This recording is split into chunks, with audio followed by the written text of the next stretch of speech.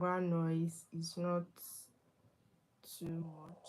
I'm still working on getting a a proper microphone, but before then I don't want to, you know, just be stuck doing nothing while I, you know, work towards getting another microphone.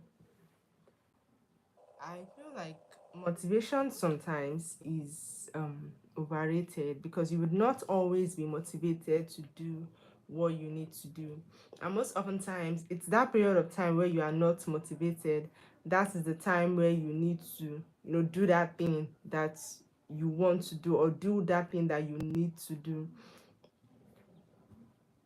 Today's live says or talks about what do you admire about yourself. Definitely, as a person, you have to admire something about yourself. There has to be something about you that you feel like, okay, I really like this thing about me, right? There has to be something like that. There has to be something about yourself that you respect. There has to be something about yourself that you just like about yourself, that you admire about yourself. And anybody who has taken the time to, sit down with themselves, or anybody who has taken the time to get to know themselves, will definitely have something that they admire. They will definitely know something about themselves that they admire. So let me just share mine before other people join the live and begin to contribute. Let me just share mine. One of the things that I of course I have many things I admire about myself. There are things that I've done that has made me respect myself more. There are things that I've done that has made me hold myself in a high regard or in a high esteem. But let me just share one of them. One of the things I admire about myself is that um my ability to keep going, right? I'm not a quitter. Actually, no matter how many times I fall down, no matter how many times I fail at something, I am not a quitter. Best believe that, I would still get up and try to do something. Best believe that I'm not just going to sit down and feel sorry for myself. Best believe that I'm still going to keep moving forward. So that's one thing I really admire about myself, my ability to keep going despite, whatever it is that has, happened, despite challenges, despite failures, despite setbacks. I'm quite resilient. Actually, I'm resilient. I can persevere. I'm the kind of person that if I fail at this thing, right, I'm still going to try and do another thing tomorrow. I don't give up easily, right? I'm very goal oriented, and if I have a goal, I work towards my goal to make sure that I achieve that thing that I need to achieve. So that's just one thing I really admire about myself, especially in this season, right? Because this season that I'm in now is a season where, I'm experiencing a lot of, challenges, but I really admire myself because despite whatever it is that is happening, right, I'm still able to, keep moving on. I'm still able to keep giving it my best shot. I'm still able to show up daily even when I'm not motivated. That's why I started this live by talking about you cannot only do things on the days that you are motivated. Even when I don't feel motivated, as long as I know that, okay, this is a goal that I'm working towards, as long as I know that, okay, I have to achieve this thing, I have to do this thing, I'm still going to show up, right? Even on the days that, I don't want to, but as long as I know that this thing needs to get done, if it's my business, if it's the goals that I'm working towards, as long as I know that, okay, I need to do this certain thing, whether I'm motivated or not, I'm still going to go ahead and do it. So I think that's discipline, and discipline is a muscle that you build over time. Oh, I saw a comment here. Bob Manuel, hi. Welcome to the live. So today we're talking about something that you admire about yourself. So you can also drop a comment on something that you admire about yourself. For me, I have a lot of qualities that I admire, and I would love other people to also have these qualities. And I was just talking about that.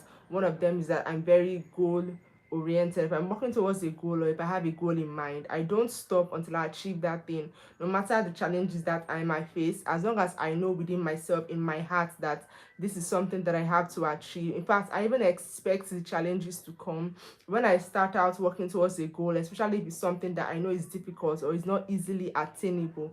I even expect the challenges. So by the time challenges come, I'm ready and I'm willing to walk through those challenges as long as I get, towards my goal. And even if I eventually fail, if I fail at something, doesn't mean that I have to give up entirely. If I try one thing and I fail at that thing, best believe that tomorrow I'm going to try something else. It doesn't matter if I failed at something 1,000 times, I'm still going to try something else. So I believe that a lot of things come from failure, right? If you fail at something, you learn a lesson, and you're from that lesson you're going to get wiser. Okay, if you try something that you've never tried before and you fail at it that first time, I don't think it really means anything. It just means that it's your first time trying, so you can try again the second time and you would definitely be better than the first time that you tried. So for me, what I admire about myself is that I'm quite resilient. I don't give up easily. I'm goal oriented, and the older that I get, I'm also developing more qualities along the way. I've talked about my business a lot on this channel, that there are certain qualities that my business has helped me to nurture. The older that I get, the more I stay in business, there are certain qualities that my business has helped me to get. If you're a business owner, you definitely know that the person that you were when you started the business, not the person that you are now. Definitely based on how you run your business anyways, there are qualities that you should have gotten along the way. So if you're on the live, just let me know what quality, or if you're watching this live later on the playback, just let me know what quality do you have that you admire, what do you admire about yourself, because I believe that I can learn from you and you can also learn from me. We all have something that we can give. We all have something or qualities that should be respected. We all have qualities that has helped us through our journey of life. Exactly, it is those qualities that you have that will help in your journey of life, right? So it's even necessary that we have these things. Qualities like discipline. If you're not disciplined, you might find it difficult to achieve your goals. You might find it difficult moving forward if you are not disciplined, because it's not every time that you are going to be comfortable. Like, everything that you do will not always be comfortable for you. There's a comment here from OG Voltage. Hi, OG Voltage. Welcome to the live. Nice to have you here. Let me know where you're joining in from, what state you are, what country you are. Hi, Free Fire. Welcome to the live. So we're talking about qualities that we admire in ourselves. So if you have any OG Voltage and Free Fire, if you have any quality about yourself that you admire, you can just drop it in the comment section. We can also learn from you. Okay, there's a comment here from Bob Manuel. This name, Tamunomini. It seems like you are from the south actually. Okay, I haven't thought about that. I guess I admire my financial management. Amazing. Amazing. One thing that is necessary in life, right, to thrive in life, to grow in life, to even stay alive, is money, right? And if you have money, you must, but even if you don't have money, it is very necessary that every human being on earth knows about financial management, because millions can pass through your account, millions can pass through your hand in a week. But if you don't know about financial management, the money will definitely not be useful to you. We heard stories of people that were really poor, and either they won millions in the lottery or they were gifted millions, and they didn't know how to manage the money, and in a few years they were back to square one, right? They either squandered the money or spent it lavishly, or sometimes it was even bad advice. But overall, the reason for them not having money in a few years, it was definitely poor financial management. Okay, how do you invest your money? How do you spend your money? What areas, what avenues do you spend your money, right? How do you spend? How do you save? How do you invest? Because you must have savings, you must have investments, and you must have the ones that you spend on a daily. You cannot do two and not do one. If you're saving all your money and investing all your money, then you must have money to spend on everyday life. There are everyday bills that they are constant, such as transportation, feeding. You do your data, you do this, you like there. Everyday bills are constant, so you must have money set aside for that, and you must invest. Either you run a business, or you invest in stocks, or you invest in trading, or mutual bonds. Like, there's so many ways that you can invest, or you're investing in someone else's business and they're paying you returns. Some people invest in different avenues that you can invest your money, rather than keeping the money just sitting in the bank. And then again, definitely savings are in case of emergencies. Savings are in case of, you want to buy a house, buy a land, or anything that you want to do. And even if you don't have a goal in mind, it is very advisable that you at least you have savings, even if you're not saving for anything, but just be putting aside a percentage of what you earn every month. People have different formulas for which they're using savings. Some people save 10% of their monthly income, some people save 5%, some people 15%. And don't forget that when I say every stage of your life is going to look different. There are certain stages of your life that you can afford to save 30%, right? Either you don't have a lot of bills, or you're not making a lot of investments. Like, there's some people that have businesses. There's certain period of time that you can make a huge investment now. So for the next 6 months, you don't need to make any huge investments, right? So for the next 6 months, most of the money that you'll be getting from the business, you can put it into savings. There's some people that what they earn every month, they can put 40%, 50% into savings, either because they don't have a lot of bills and they don't have to make any immediate investments. But there are certain periods in your life that you have a lot of bills and you're making steady investments, so you will not have a lot of savings. So basically, every stage of your life, every quarter of your life is not going to look the same. The most important thing is that you are living a balanced life, and in case of emergencies or anything that can arise, you are able to tackle that. So just know the stage of life that you're in, and know how to properly manage yourself in that stage of life. There's a message here from Bob Manuel, but why do you keep sending messages and then deleting them? But like, before I would get to read your message, you would have deleted it. I don't why do you do that? That's not very nice. I mean, it's an interactive session, so feel free to drop a message and not delete it immediately, because I haven't even been able to read the message, and then you deleted it. So moving on, yes, financial management is something that everybody should have. Like, I went to church today, and in church we were doing this introductory section, right? In the Okay, he said type. Okay, so you can resend the message, because it seemed like there were lots of valuable points in that message. So you can resend it, please. Thanks a lot. So yeah, in my church today, I stay in the youth church, because I'm young. So in the youth church, we have this thing we do every third Sunday. We call it Variety Sunday.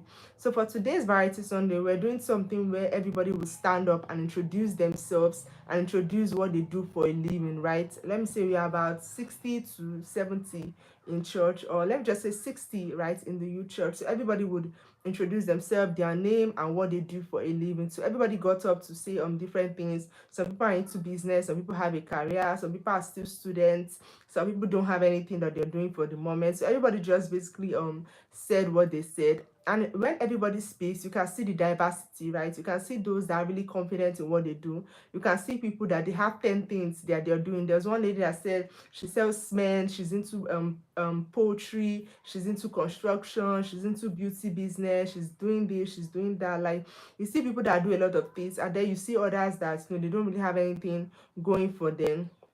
But all in all, this financial management is one of the things that we talked about today. Like, even if you run a business, there are some business owners that, okay, I think I was the one that got up to give that contribution.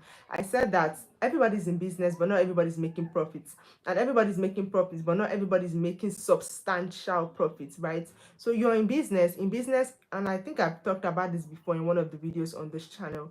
If you're in business, right, and you are, in fact, firstly, for you to be in business, you must have clients, you must have customers. If you don't have clients, you don't have customers, you're not in business. Because today in church, I see a lot of people that got up to say, oh, I do this business, I do that business. Everything is easier in theory, but it's not easy in practice, right? So if you don't have customer, and what keeps the business going, right? Consistent patronage, right? Either if you're selling product-based business, or you have service-based business, what keeps the business going is customers. So you must have steady customers, and one way to get steady customers is steady advertising, steady marketing. So then I went on to say that if you run a business, profit is something you need to look at. Okay, so if you buy a product for 5,000 and you sell that product for 7,000, you may feel like you've made 2,000 profits, but not really, because you have a lot of costs that go into that business, right? What about your logistics? What about your packaging? What about the money you use for advertisement and so many other overhead costs? Okay, by the time you factor it into that 2,000 naira, you might realize that okay, you did not even make any profit. In fact, some people are selling, but they are running at a loss, and they don't even know that they're running at a loss. So proper financial balancing is important in anything that you're doing. Even people that earn salary, some people earn, let's say, 100,000 a month, and at the end of the month they cannot even account for, where the money has gone. Did it go into transportation? Did it go into feeding? Did it go into gifting people? Did it go into buying things for yourself? You really need to know where your money is going. Like, you can't just have money in your account at the beginning of the month, and at the end of the month you don't have any money in your account, and you don't know where the money has gone. Okay, there is, unless you're going to say you were debited wrongly or someone is stealing from you. Other than that, that money was spent by you. So proper financial management says that you need to know where your money is going. You need to know what you're spending money on. You need to know where you spend the most money, and you need to see if you are spending correctly, right? So no matter what you earn, either you run a business or you have a career, it's very, very important that you know where your money is going, right? And this is not just for like people that are older, even people that are really, really young. I feel like we also need to teach teenagers financial management. Okay, either you're a parent, or you have a younger sibling, or you have someone younger around you, maybe an intern or anybody around you that is quite young. Okay, the little that you can do for them is very important, that you do these things for them. That's why we educate ourselves. That's why we try to be better, so that we can be able to pass knowledge on to people that are younger than us, right? They don't have to make the same mistakes that we have made. I know that there are many people who have learned from their mistakes, like me, for example, but people around you that are younger than you, they don't know these things, right? So there's nothing wrong if you lend a helping hand to them and teach them these things. Like financial management, you have a teenager today, they have 1,000, tomorrow they don't have that 1,000. So what did they spend that 1,000 on? Okay, are you teaching them how to save? Savings is very important. Are you teaching them that even as you're a teenager, even as you're young, you can still find a way to earn money? You don't need to do anything like extraordinary. Something like, okay, let me wash your car. If I wash your car for you, you give me 1,000, you give me 500. It's something, right? Teach them that they can work and earn money. Teach them that they can save. Teach them that they can invest, right? Let them not just spend their money lavishly on things anytime that they get it. You might be thinking, oh, they're young, let them live their life. But no, this thing starts from when we are younger, right? Because from a teenager, you become a youth, you become a young adult, and you don't have these principles, you don't know about these things. So when would you learn it? How would you get educated? Okay, you send a child to school and you feel like the child learns everything in school, but if you've been through the educational system, you know, like we know that we don't learn these things in school. There are so many things that I know now that I didn't even learn in the university, right? There are many things that I had to learn on my own. So if you have anyone around you that is quite younger, you can teach them these things. Financial management, financial literacy is something that nobody can escape. Okay, no matter what you're doing, even if you're a content creator, or you're a business owner, you're a career person, or you're a traveler, whatever it is that you're doing, right? Financial literacy is something that you cannot escape, because as long as you earn money, as long as you're a human being, you must know how to manage what you earn. Because the more you earn, you may feel like, okay, no, the solution is to earn more, but don't forget that the more you earn, the more your appetite is growing, right? The more you want bigger things, right? Before you didn't have a car, but now you have a car, and even if you have a car, you're still looking like, this car that I have is quite small for my status now, let me get a bigger car, right? This house that I'm living in is below me. I don't like when my friends come and visit me here, no, it's not looking nice, let me move to a bigger environment, right? Before, I used to go to Ghana for vacation, but now you want to go to Europe, you want to go to Paris, right? So the more money you earn, the more your appetite is growing, right? There's nothing wrong with spending lavishly, but as long as you have your finances under control. Some of us begin to live above our standard of living, like we begin to live above what we earn, and we don't even realize it, because it comes little by little. It comes with, buying something, buying fast food every day. It comes with eating out every other night. It comes with, taking trips, traveling every time you get the opportunity. It comes with buying whatever comes to your mind, like little things like that, that you begin to overspend more than necessary, and you don't even realize it. Okay, there's a difference between spending to be comfortable and spending because you want to live a lavish life that you cannot afford yet. So this financial management is a very, very broad topic. I can't even say everything about it that I want to say, because that's a whole different topic on its own. It's so broad, and everybody needs to know and learn about it. Okay, okay, you sent the comments back. Let me just read it. um Bob Manner said, I I started analyzing the financial markets because I was old enough to open a bank account. Okay, great. Awesome.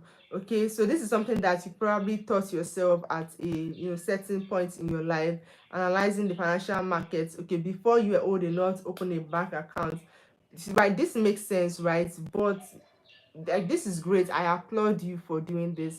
But I guess it's something that you were interested in at the time, right? So that's very great. That's very nice. Some people just have certain interest in things that at the end of the day, it ends up improving their life. It ends up making life better for them. So if it's something that you had interest in and you were able to, then I applaud you for that, because it's something that I know it has been very useful to you. It is something that is necessary. Everybody needs to get into the financial literacy space. Financial management, very key, very important. And there's another thing I want to say, adding to this. Like, curiosity is important, right? I think the younger you are, the more you have the option to be more curious. That's what I think. The younger you are, the more you have the option to do trial and error. So if you're young, be curious about things. Like, even now, okay, I don't know how old everyone on this live is, but in your 20s, in your 30s, there's still so much that you can explore. Don't limit yourself to one side. Don't limit yourself to only the things that you know, right? There's so many things that you don't know yet, so just expand your horizon. Okay, it's okay to explore. It's okay to find out new things. It's okay to learn. It's okay to be curious. Okay, like, whatever it is that you don't know, learn about that thing. And it's not everything that you learn about that needs to be like a money making scheme. You can have hobbies in certain areas. And one thing about life is that no knowledge is really wasted. Anything that you know, one way or the other, it's very useful to you. There are many things that I've learned, in different aspects, that I ended up adding it to, running my business, that I ended up adding it to. It could just even come up in a conversation, right? That's not about life. You never know where you might go, you never know the people that you might meet. So you want to increase your knowledge as much as possible. So when important conversations come up, you're not like blank because you don't know anything to contribute. Let me tell you guys a little story. It's been a long time that I involved myself in anything foreign affairs, but I joined this Christian sisters group randomly, right? So I joined the group, and it was my first.